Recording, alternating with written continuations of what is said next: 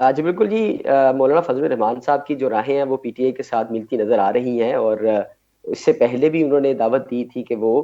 پاکستان تحریک انصاف کے ساتھ مل کر جو ہے وہ اس کو آگے لے کے چلیں گے، سیاست اور باقی معاملات کو بھی، لیکن انفارچونیٹلی ان کی دال جو ہے اس وقت نہیں گل سکی تھی، لیکن اب یہ خبریں باہر آ رہی ہیں کہ دوبارہ سے مولانا فضل الرحمان صاحب جو ہیں وہ پاکستان تحریک انصاف کے ساتھ مل کر سیاسی جو ہے وہ اپنی دکانداری چمکائیں گے۔ بظاہر طور پر تو یہ لگ رہا ہے کہ مولانا فضل الرحمان صاحب جو ہیں وہ اکتا چکے ہیں نون لیگ سے اور پیپلز پارٹی سے، جس طرح سے ان کو ماضی میں یہ کہا گیا تھا کہ آپ کو صدارت کی نشست جو ہے وہ دی جائے گی، اور جس طرح سے ان کو ان باتوں میں الجھایا گیا، لیکن اس کے باوجود ان کو صدارتی نشست جو ہے وہ نہیں دی گئی، جس سے وہ میرے خیال سے نالا نظر آتے ہیں مسلم لیگ نون سے اور پیپلز پارٹی سے۔ وہ کہ نواز شریف صاحب خود ان کے گھر گئے، ان سے ملاقات کی اور ان کو دعوت دی کہ وہ باقاعدہ طور پر جو ہے وہ